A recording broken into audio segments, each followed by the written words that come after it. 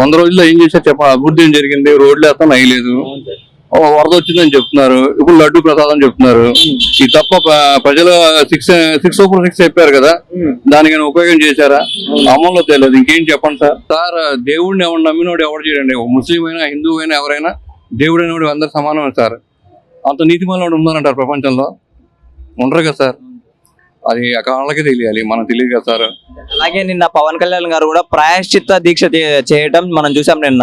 దాని గురించి మీరేమంటారు సార్? పవన్ కళ్యాణ్ గారు మంచి పనులు చేస్తున్నారు కదన్నారు, అది కూటమి అన్నారు, ఓట్లు జరగవద్దన్నారు, అన్ని చెప్పారు సార్. కానీ ఆయన చేసింది ఏంటంటే సూపర్ 6 చెప్పారు కదా, చంద్రబాబు చెప్పి అమల్లో తేవాలి కదా సార్. బస్సు ఫ్రీ అన్నారు, గ్యాస్ 500 అన్నారు. తర్వాత ఇంకేంటంటే ఆడపిల్లకి 18 సంవత్సరాలు దాటితే 500, 1500 ఇస్తా అన్నారు. ఏది అమలు చేయలేదు సార్. రోడ్లను అభివృద్ధి జరగట్లేదు. ఏమన్నా డబ్బులు లేవు అన్నారు, అప్పుడు లేవు ఇప్పుడు లేవు. ఇంక దేశాన్ని చేసేది ఏంటి సార్ చెప్పండి సార్. ఏదో వచ్చిన వాళ్ళు చేస్తే మోడీ కింద మనకు ఉన్నా కదా, ఎంపీలు ఉన్నారు కదా, నిధులు తెచ్చి మనం బాగు చేయాలి కదా చెప్పండి సార్. పవన్ కళ్యాణ్ గారు కొంచెం సహకరించి మోడీ గారిని అడిగి డబ్బులను తెస్తే మన రాష్ట్రం డెవలప్మెంట్ అవుతుందండి. సార్ లడ్డూలు కల్తీ జరగలేదు, కేవలం చంద్రబాబు గారు అబద్ధమే చెప్తున్నాడు, అందుకే పవన్ కళ్యాణ్ గారు దీక్ష చేపట్టారు అని చెప్పేసి వ్యాఖ్యలు వస్తున్నాయి. దాని గురించి మీరేమంటారు? అది ఆయన నైతిక హక్కు అండి. ఆయనకి ఎలా తెలియాలి మనం తెలియదు. ఆ లడ్డూలు ప్రసాదం కల్తీ జరిగిందో లేదో నాకైతే తెలియదు సార్. అది వాళ్ళు చేసిన వాళ్ళు అంత ముందు చేసిన ప్రభుత్వానికి వాళ్ళ ప్రజలైతే దేవుడు భక్తితోనే వెళ్తున్నారు కదా సార్. నేను వెళ్ళి మక్కాకి వెళ్ళినా వాళ్ళు తిరుపతికి వెళ్ళిన సమానమే. ఎవరికి కల్తీ లేకుండా చేస్తాను ట్రై చేస్తారు సార్. అది ఆ నైతిక హక్కు వాళ్ళు వదిలేయాలి. నైతిక విలువలకు తెలిసిన వాళ్ళు చేయడు సార్. ఇక జగన్ చేశాడా చంద్రబాబు నాయుడు చేశాడా మనకైతే తెలియదు సార్. ప్రజలు సూపర్ 6 పథకాలు అడుగుతున్నారు, అందుకే చంద్రబాబు గారు లడ్డు సాకు చెప్తున్నారు అని చెప్పేసి అయితే కొన్ని వ్యాఖ్యలు వస్తున్నాయి. దాని గురించి మీరేమంటారు సార్? నా అభిప్రాయం అదే సార్, నా మనసులో ఉన్నది అదే. అప్పుడేమో వరదలు చూపించారు మనకి ఇక్కడ విజయవాడలో. అది నెక్స్ట్ స్టాక్ ఏం దొరక్క సూపర్ 6 ఎక్కడ అమలు చేయాలో వచ్చిద్దని చెప్పి లడ్డు ప్రసాదం అన్నారు. చేసి అన్నారు అనుకుంటున్నాం మనం, కానీ అది జరిగిందో లేదని ఆయన నైట్గా నిరూపిస్తే బాగుంటుంది అనుకుంటున్నాం. ఏదైనా ఆయన క్రిస్టియన్స్ అయినా ముస్లిమ్స్ అయినా హిందూ అయినా ఏ దేవుడైనా సమానం సార్. ఎవరు చేయరు సార్. నా మనసు అనిపించింది చెప్తున్నాం సార్, చేయరు. ఇక పైన దేవుడు ఉన్నాడు. ఇక మరి వైసీపీ నుంచి కీలక నేతలు జనసేన పార్టీలో కూడా చేరడం చూసాం మనం నిన్న. అంటే ఇలా చేస్తే ఏమైనా వైసీపీ దెబ్బతినే అవకాశం ఉందంటారా? దాని మీద మీ అభిప్రాయం ఏంటి సార్? వైసీపీలో ఉన్నా టీడీపీలో ఉన్నా జనసేనలో ఉన్నా నాయకులు వెళ్ళిపోతా కానీ ఓటర్ వెళ్ళరు సార్. ఏ ఓటర్ అయినా సార్ ఎక్కడే ఉంటారు. ఎవరికి నచ్చిన సిద్ధాంతం ఆయన పాటిస్తారు సార్. ఈ నాయకులకు నైతిక హక్కు నైతిక విలువ లేవు సార్. ఇవాడు ఎలా అయిందంటే తన సొంత లెబ్బిగా ఏ పార్టీ అయినా వెళ్ళిపోతాడు సార్. అమ్మ బాబు అయినా ఉన్నంత ప్రేమ కూడా ఆ పార్టీల మీద లేదు సార్ వీళ్ళకి. అది వాస్తవం సార్. నేను చెప్పేంత కాకపోయినా చెప్తున్నా మీకు.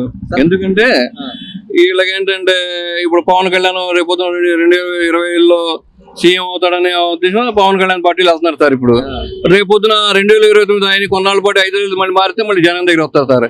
వీళ్ళకి సరే వ్యభిచారం కంటే దూరమైన పరిస్థితిలో నాయకులు ఉన్నారు సార్. ఓటర్ లేరు సార్. ఓటు ఎక్కడ ఉంటే అక్కడ ఉంటాడు. పాపం న్యాయంగా అయితే అక్కడే ఉంటాడు. ఎవడెళ్ళినా వచ్చినా భుజాల మీద జెండాలు మోస్తారు తప్ప ఈ నాయకులు మారుతారు సార్, ఓటర్స్ మారరు సార్. అది వాస్తవం సార్. ప్రజల్లో మళ్ళీ వైసీపీ పుంజుకునే అవకాశాలు ఏమైనా ఉన్నాయంటారా నెక్స్ట్ ఎలక్షన్ లోపు? ఈ 5 ఏళ్ళు వైసీపీ వచ్చింది, టీడీపీ పోయింది, మళ్ళీ వైసీపీ వస్తుంది. వైసీపీ వస్తుందనే కాదు కానీ జనసేన మనం ఈయన వస్తారన్న పవన్ కళ్యాణ్ వస్తారనే ఉద్దేశంతోనే ఇప్పుడు జానీ మాస్టర్ అని వీళ్ళని వాళ్ళని చెప్పి ఈ కుంగట ఏళ్ళని నరుక్కుంటూ వస్తున్నారు చంద్రబాబు నాయుడు గారు.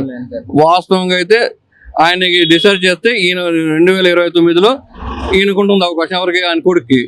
లేకపోతే పవన్ కళ్యాణ్ గారు వస్తా సీఎం అవుతారు సార్. అందుకని ఈ విధంగా చేస్తున్నారు సార్. నా తెలిసినంత అభిప్రాయం, నా మనసులో తెలిసింది. వేరే వాడు చెప్పింది చెప్పట్లేదు సార్ నేను. అది అలాగే త్వరలోనే ఏపీలో ఉచిత బస్సు ప్రయాణిస్తాము, అదే ఉచిత బస్సు పెడతాము అని చెప్పేసి దీపావళి లోపు మంత్రి రాంప్రసాద్ రెడ్డి గారు అయితే తెలిపారు. దాని గురించి మీరేమంటారు సార్? ఆయన అన్నారు చూద్దాం సార్ ఎలా ఉంటుందో. మళ్ళీ సూపర్ 6 అమల్లో చేస్తారేమో. ఇంకా 100 రోజులు అయిపోయిన తర్వాత చేస్తారేమో, అదే బాగుంది చూస్తున్నాం. ఇంకో 100 రోజులు జరుగుతున్న తర్వాత అప్పుడు ప్రజల్లో వ్యతిరేకత మొదలైద్ది అని నా అభిప్రాయం సార్. ఇప్పుడు మనం హైదరాబాద్ లో కూడా చూస్తున్నాం, ఉచిత బస్సు పెట్టినప్పటి నుంచి డ్రైవర్లు కానివ్వండి, కండక్టర్లు కానీ చాలా ఇబ్బందులు అయితే పడుతున్నారు. అలా జరగవచ్చు అనుకుంటున్నారా ఈసారి ఏపీలో? ఇక్కడ సార్ మా ఈ ఏపీలో మొత్తానికి రోజుకి వచ్చి 600 కోట్ల పైన వస్తుందండి ఏపీ ఆధారం. ఆ డబ్బులన్నీ ఎక్కడ అవుతుందండి? చంద్రబాబు నాయుడుకి అకౌంట్కి వెళ్తున్నాయి. వీళ్ళకి ఏం కావాలంటే వీళ్ళు మళ్ళీ చెక్ కోసం తెచ్చుకోవాలి అంతే కదా. అంతకుముందు ఏపీ ఆర్టీసీకి వేరేగా ఉండేది అకౌంట్, వాళ్ళు వాడుకునే వాళ్ళు. ఇలా లేదండి, ఇప్పుడు మార్చారు. అది ఎలా అనేది గవర్నమెంట్ ఇంకా ఐఏఎస్ ఆఫీసులు ఉంటారు, వాళ్ళు చేస్తుంటారు సార్. నేను మామూలు సామాన్య మానవుడిగా కొన్ని చెప్పలేము, కొన్ని అడగకూడదు. సార్ ఇప్పుడు మన విజయవాడకు వస్తే ఇప్పుడు మన విజయవాడలో ఎక్కడికైనా వెళ్ళాలి అంటే ఆటోలో 20 రూపీస్ కానీ 50 రూపీస్ కానీ అలా వస్తుంది ఆ సర్వీస్ ఛార్జ్. అదే ఇప్పుడు ఉచిత బస్సు పెడితే ఆటో వాళ్ళ పరిస్థితి ఎలా ఉండబోతుంది అంటే మీరేం చెప్తారు? ఆటో వాళ్ళకి ఇబ్బంది సార్, అది పాపం వాళ్ళ పోషణ ఉండాలి కదా. ఉచిత బస్సు అనేది కొన్ని పల్లె వెలుగు పెడతారేమోనండి, కాకుండా ఆటోలో ఉండాలి సార్.